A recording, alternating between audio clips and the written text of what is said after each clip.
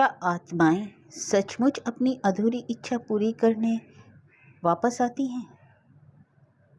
इसी घटना पर आज सुनिए धूमिल पांडुलिपि में भूली बिसरी कहानी, एक साहित्यिक की जुबानी, उसकी अपनी आप बीती।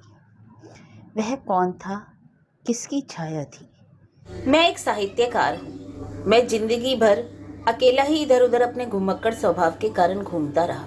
मेरे साथ अलग अलग जगह पे विचित्र विचित्र घटनाएं घटी, पर आज इतने दिनों भी याद, सबकी याद धुंधली हो गई है। फिर भी बीच बीच में मुझे एक घटना बार बार याद आती है और बार बार उस घटना के विषय में सिर्फ एक ही बात याद आती है कि कौन था वो। क्या सचमुच ही आत्माएं होती हैं जिनकी अंतिम इच्छा पूरी ना हो तो वो आकर के अपनी इच्छा को पूरा करने की कोशिश करती हैं? आज भी उस पलाशपुर के जीर्ण शीर्ण घर के पास जाऊं और देखूं, पर जा नहीं सकता क्योंकि बहुत सी बाधाएं जीवन में हैं और ना ही मेरा उतनी दूर जाने का मन करता है। कभी जब सब दोस्त एक साथ बैठते हैं तो कुछ लोग उसके, मेरे दोस्त जो हैं, उनके उस घटना के बारे में पूछते हैं। यद्यपि मैं उस अतीत को अपने दफन कर चुका हूँ, फिर भी कभी कभी उसका ख्याल आता है। बार बार दिमाग में एक ही बात आती है, कौन था वह? किसकी छाया थी? या इंसान था? या मेरे साथ कोई मजाक कर रहा था? तो चलिए आपको भी मैं पूरी घटना ही बताता हूँ। काफी दिन पहले एक साहित्य सभा में भाग लेने के लिए मैं पलाशपुर गया था। पलाशपुर के नवयुवकों ने बड़े ही जोश और उत्साह के साथ महासभा का आयोजन किया था। उनका उत्साह देखते ही बनता था। बहुत ही अच्छा सभा उन्होंने आयोजित की थी। समय अनुसार सभा खत्म हुई, किंतु खत्म होते होते काफी देर हो गई तो मेरा घर लौटना उस दिन संभव ना हो सका। इसलिए रात को वहीं रुकने का प्रबंध मेरा कर दिया गया। वहां का आतिथ्य देखकर ही मैं मंत्रमुग्ध हो गया। पलाशपुर का स्वच्छ ग्रामीण परिवेश वैसे ही मुझे मंत्रमुग्ध कर चुका था और जिस घर में रुका था उस घर के स्वामी का नाम था श्री हरि विलास। उन्होंने जिस तरह से मेरे रहने का प्रबंध किया और आतिथ्य किया, वो सब चीजों ने मेरे को एकदम मंत्रमुग्ध ही कर दिया।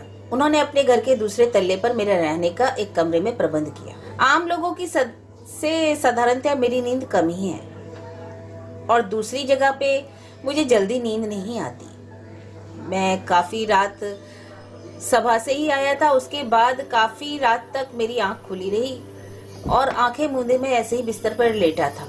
रात के तकरीबन 2 बजे का समय था। मैं आंखें मूंदे पड़ा हुआ था। मुझे महसूस हुआ कि कोई मेरे पास खड़ा हुआ है। इतनी रात गए कौन था?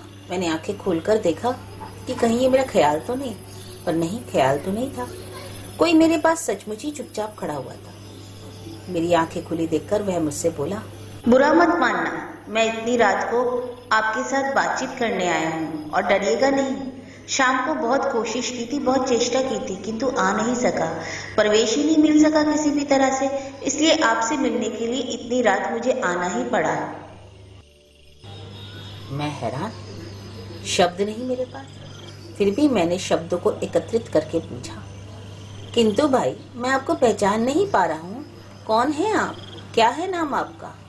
विनायक सेन है। मैं बचपन से ही साहित्य चर्चा में रचित रहा हूँ। मुझे साहित्य चर्चा का बहुत शौक है और मैं आपका बहुत बड़ा भक्त भी हूँ और आप बहुत ही महान है। मेरे लिए तो भगवान का दूसरा रूप है। आपकी जैसी साहित्य चर्चा कोई भी नहीं कर सकता कि अगर कोई मनुष्य अपने मन में कोई कामना रख करके मृत्यु को प्राप्त होता है तो उसको कहीं शांति नहीं मिलती और अपनी इस कामना को पूरा करने के लिए उसे किसी न किसी रूप में आना पड़ता है। आपका इस बारे में क्या कहना है? विनायक की बात सुनकर मुझे ऐसा लगा कि उसकी बातों का जवाब क्या दूं। इतनी रात है, वह सिर्फ यही बात करने मेरे पास आया है। फिर भी मैंने कहा, यह सब आलोचना करके अब तो कोई फायदा है नहीं, इसके अलावा और कोई दूसरी बात हो तो कीजिए। इसके बाद विनायक ने बहुत धीमे स्वर में कुछ बोला जो मुझे समझ नहीं आया, किंतु उसके आखिरी शब्द आज भी मुझे हूबहू याद है। वो मैं आपको बताता हूँ। उसने कहा, किसी को भी यह नहीं पता होता कि अंत में उसे क्या चाहिए और सभी को अपनी अधूरी कामना लेकर के मृत्यु लोक में जाना पड़ता है, किंतु अपनी कामना की पूर्ति करने के लिए उस आत्मा को मृत्यु लोक में आना भी पड़ता है। विनायक के मुंह से यह बात सुनकर मुझे उस समय हंसी आ रही थी और मैंने हंसते हुए ही कहा, आपको तो आज की सभा में आना चाहिए था, आप क्यों नहीं आए? आपका आना भी उचित बनता है। अच्छा बताइए तो आपको क्या हुआ था, क्यों नहीं आया गया आपसे? हंसते हंसते विनायक बोला,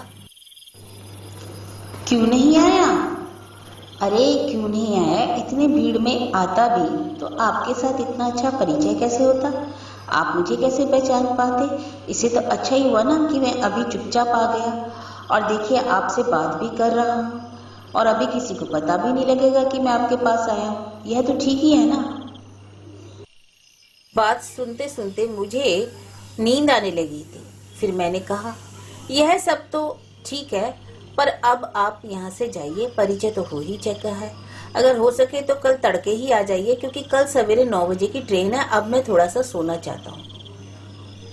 ठीक है, अगर आप चाहते हैं तो मैं चला जाता हूँ, पर जाने से पहले मैं आपसे एक रिक्वेस्ट करता हूँ। यह मेरी एक कविता है, आप इसे जरूर पढ़िएगा।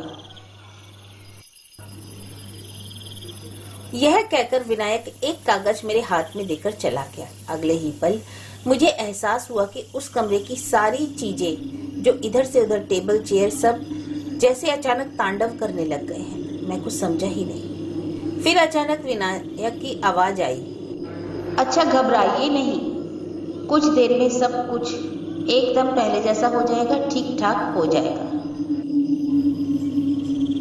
उसके बाद उसका कोई वाक्य, कोई शब्द मुझे सुनाई नहीं दिया। चारों तरफ शांति हो गई। मैं बहुत हैरान रह गया। मुझे लगा शायद विनायक को कोई मानसिक बीमारी है, जो रात नहीं तो रात के 2 बजे कौन कभी किसी से मिलने आता है।